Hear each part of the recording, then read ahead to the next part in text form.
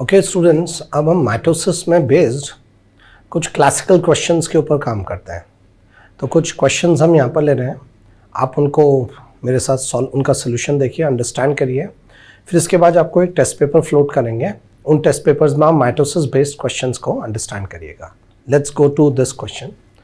देखिए, इस क्वेश्चन में पूछा जा रहा है कि in animal cell chromosome number is 40, what will be the chromosome number and DNA content in G1 phase, end of S phase, G2 phase and in anaphase of mitosis if the DNA content after M phase is 4C।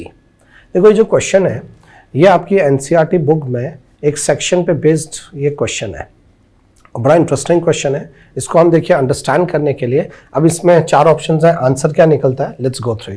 आप एक बार इस question का screenshot ले लीजिए please, फिर हम उसके बाद आगे इस क्वेश्चन के सोल्यूशन को देखते हैं। स्टूडेंट देखिए, इस क्वेश्चन को सॉल्व करने से पहले हमें माइटोसिस का कॉन्सेप्ट बिल्कुल क्लियर होना चाहिए।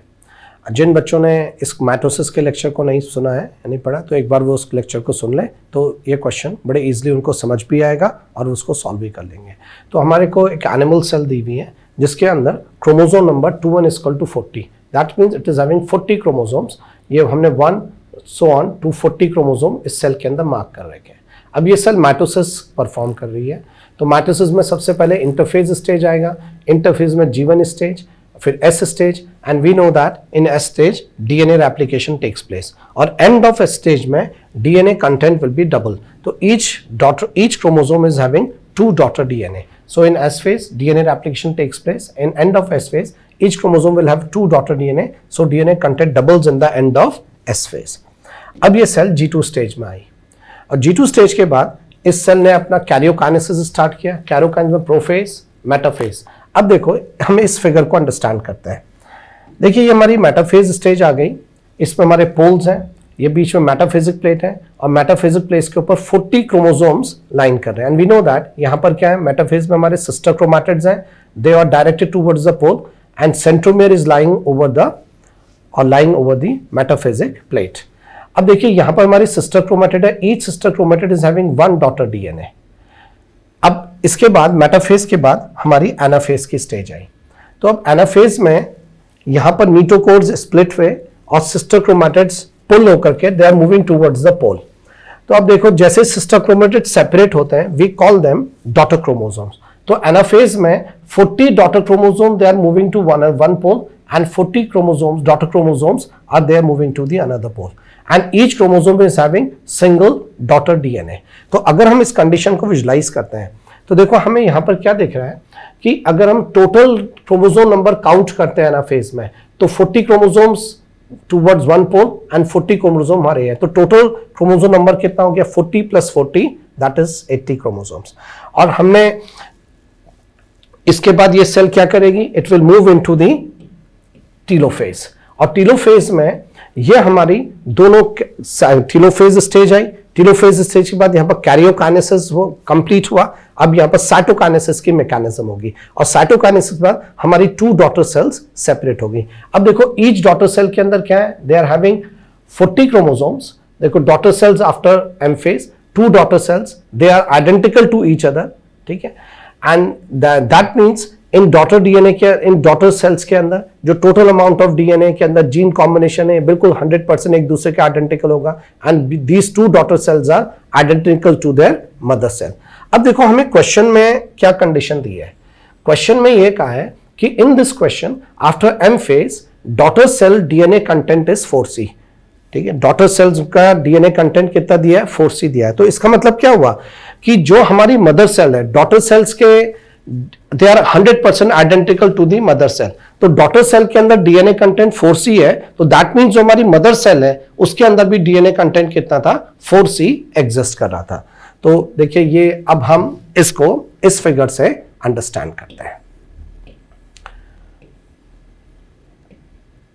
तो अब वी नो दैट कि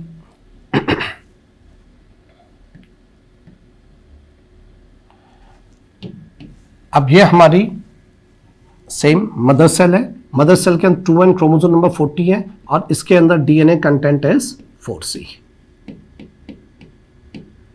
ठीक है। अब ये माइटोसिस के अंदर एंटर करी। माइटोसिस में हमारी इंटरफेस की कैरियोकाइनेसिस इंटरफेज स्टार्ट हुआ, इंटरफेज की जीवन स्टेज, और हमने अंडरस्टैंड करा कि जीवन फेज में, मैं इसको स्लाइटली जूम कर देता हूं जिससे आपको स्टेजेस प्रॉपरली विजिबल हो।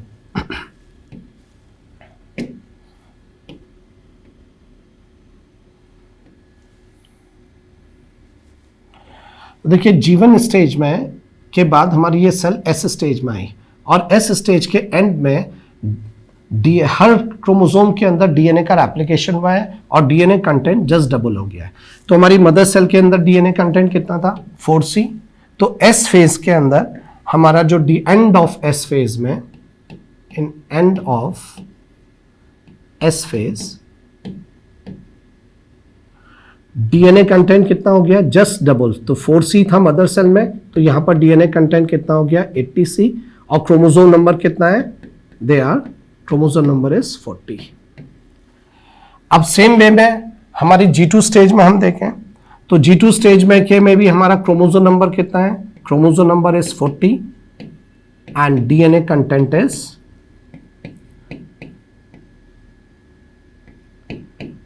8C। अब ये सेल ने कैरियोकाइनेसिस हुआ, अब ये सेल मेटाफेज में आई। तो देखो मेटाफेज को अगर हम विजुलाइज करते हैं तो मेटाफेज में हमारे क्रोमोसोम नंबर कितना है, chromosome number is 40 and DNA content is 8C। देखिए अभी हमने ये इस फिगर में इस बात को अंडरस्टैंड किया हुआ है।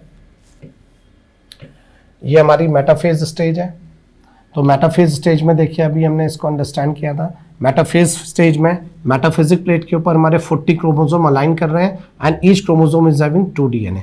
तो मेटाफिजिक स्टेज में हमारा टोटल डीएनए कंटेंट कितना आ गया, क्रोमोसोम नंबर हमारे इस सेल के अंदर कितने आ गए, टोटल क्रोमोसोम 1 2 3 सो ऑन 40, और डीएनए एक क्रोमोसोम के अंदर डीएनए कंटेंट डबल हो गया। मदर में 4C था, एस फेज में 8C हो गया है। तो यहां पर भी टोटल डीएनए कंटेंट हमारा मेटाफेज स्टेज में कितना एग्जिस्ट करेगा, मदर सेल में 4C था, एस फेज में डबल हो गया है, तो ये यहां पर भी हमारा डीएनए कंटेंट कितना है 8C।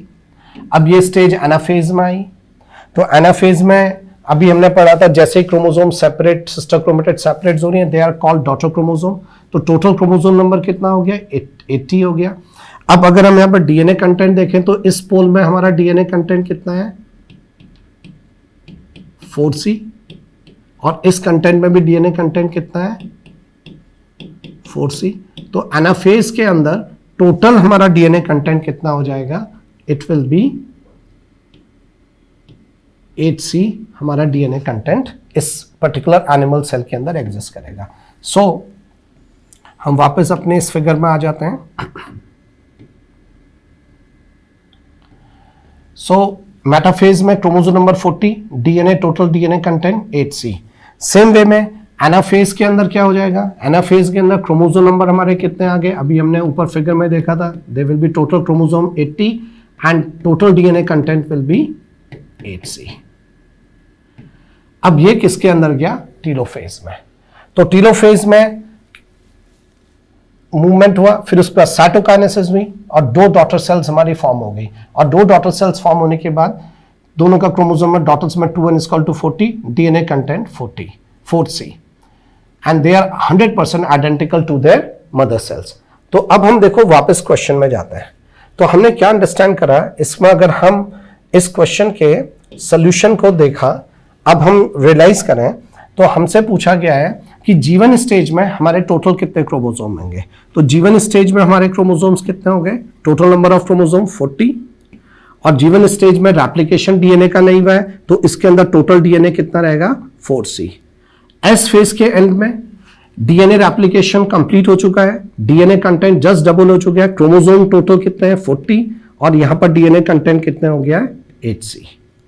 फिर हमारी G2 स्टेज में हमारा टोटल नंबर ऑफ क्रोमोसोम कितना है 40 और डीएनए कंटेंट 8C। और फिर हमारी नेक्स्ट स्टेज है एनाफेज। एनाफेज में हमने क्या अंडरस्टैंड किया, एनाफेज के अंदर हमारे टोटल क्रोमोसोम्स कितने हो गए, sister chromatids each after metaphase each sister chromatids is termed as daughter chromosome. तो टोटल डॉटर क्रोमोसोम्स कितने हैं 80 और टोटल डीएनए कंटेंट कितना है 8C। तो अब हम देखें हमारा कौन सा ऑप्शन बन रहा है, 40C एंड 4C। अब इसमें हम ऑप्शन को विजुलाइज कर लेते हैं, किस ऑप्शन के अंदर हमारा आंसर आ रहा है। देखिए, it is 40C, 48C, 48C and 80C and 8C। तो हमारा आंसर क्या आ गया? Answer option 1 is our answer. ठीक है, तो अब आप इसको के सोल्यूशन को आपने ऑब्जर्व करा है और इसको अंडरस्टैंड करा है। आप एक बार इसका स्क्रीनशॉट लेना चाहें, you can take a screenshot of the solution. मैं इसको जूम डाउन कर देता हूं। You can take a screenshot.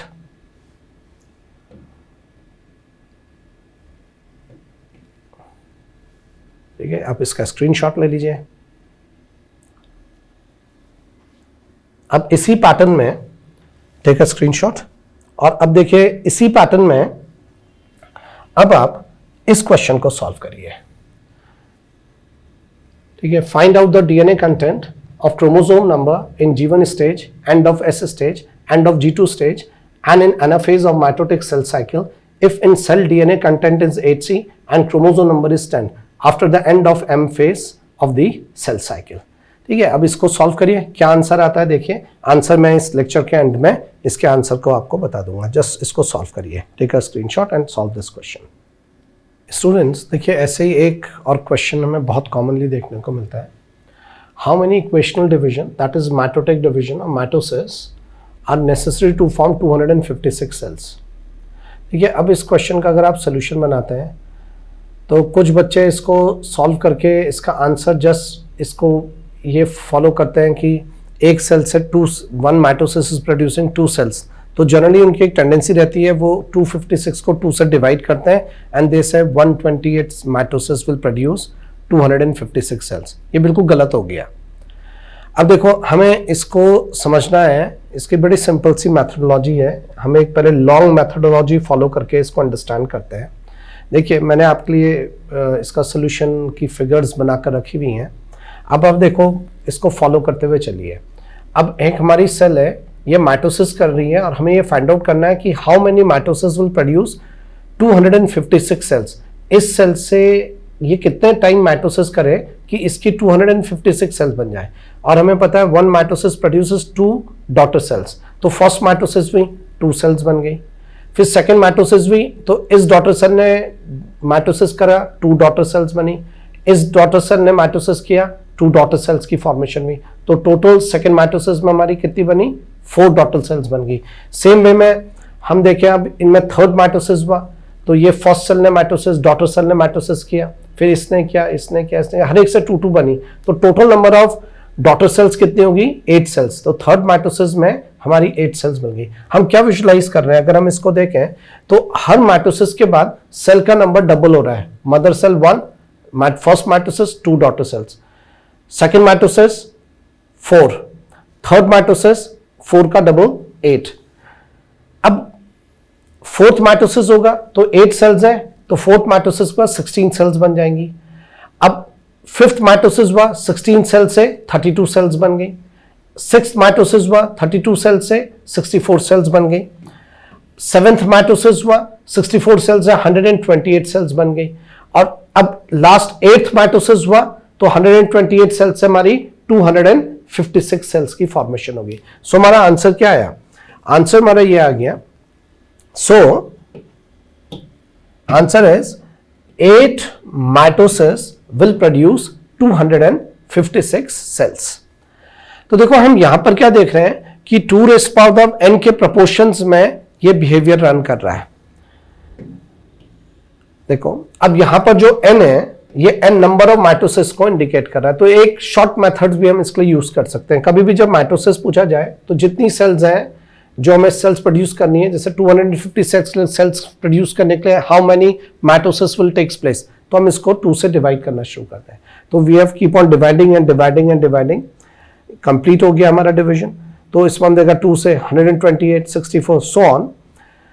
अब देखो, हम यहां पर काउंट करें तो 1 2 3 4 5 6 7 8। तो यहां पर n की वैल्यू कितनी आ गई? n is equal to 8। So 8 mitosis will produce 256 cells। अब देखो बच्चों, हमारे को एग्जाम में बहुत कॉमनली ये क्वेश्चन मिलता है। अगर अब हम यहां पर इसके आंसर को देखें तो इस क्वेश्चन हमारा आंसर क्या गया, this is the fourth is our answer. अब सपोज यहां पर क्वेश्चन होता कि how many equational division will takes place to produce 128 cells, तो आपके अब दिमाग में ये चीज फिक्स कर लीजिए। आप इस क्वेश्चन को सर एक बार आपने सॉल्व कर लिया, यू नो द मेथड, अब एग्जाम में ये क्वेश्चन आता है तो हमें पूरा इतना तामझाम करने की जरूरत नहीं है। हमने एक बार इसको प्रैक्टिस कर लिया, वी अंडरस्टैंड इट। तो 256 सेल्स प्रोड्यूस करने के लिए ये आपने याद कर लेना है कि 8 माइटोसिस हो रहे हैं, तो 128 उसको आपने 2 से डिवाइड करा, कितना आ गया 128। तो आपके 7 माइटोसिस से क्या होंगी 128 सेल्स प्रोड्यूस होंगी। अब सो ऑन, कैसे कोई भी नंबर पूछ ले वो, आप सिंपली इस मेथड को फॉलो कर लीजिए।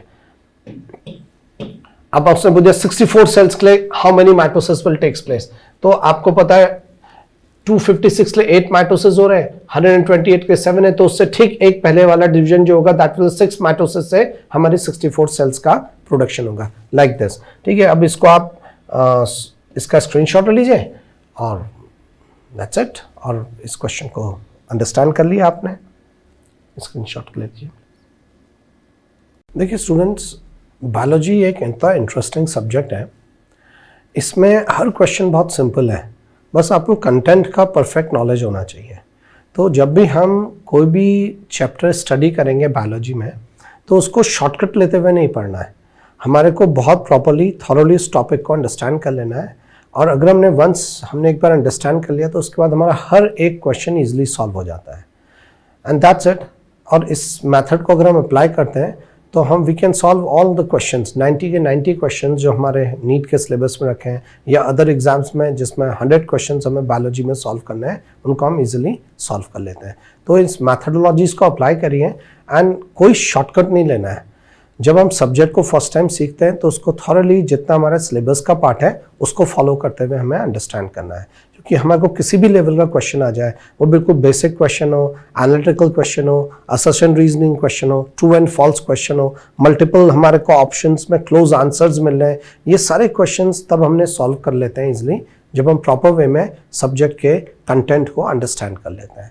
तो दैट्स द मैथडोलॉजी। अगर आप इस मैथड को अप्लाई करते हैं तो आपके हर क्वेश्चन इजीली सॉल्व होगा। अब बायोलॉजी में चीज़ों को मेमोराइज करना पड़ता है। अब मेमोराइजिंग के लिए उस टॉपिक को आपने पहले अंडरस्टैंड करना है, उसके नोट्स बनाने हैं, फिर उस टॉपिक को मनन करना है, मनन मतलब उसके ऊपर पॉन्डरिंग करनी है, सोचना है, और जहाँ पर आप अटक रहे हैं दोबारा उसको पढ़ना है और रिविजन करते रहिए, सक्सेस आपको अल्टीमेटली मिलेगी। और मेहनत करके ही आपको नीट में और अदर एग्जाम्स में जिसमें ये सारा सिलेबस हमारा यूज़ हो रहा है 100% वी गेट सक्सेस। और एक चीज़ मान के चलिए कि जो भी कंपटीशन आप दे रहे हैं, जिस मेडिकल कॉलेज के लिए आप वर्क को डिज़ायर करके पढ़ रहे हैं, वहाँ पर 1 seat is always there for you. और पॉजिटिव थॉट्स के साथ पढ़िए, और there is no shortcut for success. आपको खूब पढ़ाई करनी है और बार बार रिविजन करना है, और राइट टाइम में पढ़ना शुरू करिए और पढ़ते चले जाइए। अब हम इसके बाद आप लोग मियोसिस के लेक्चर को फॉलो करिए and it will be very helpful for you.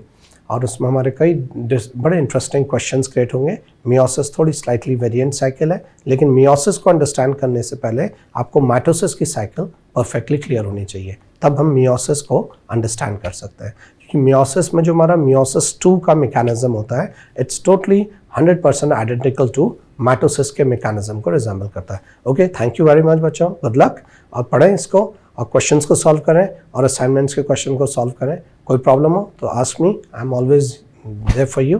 Okay, thank you so much.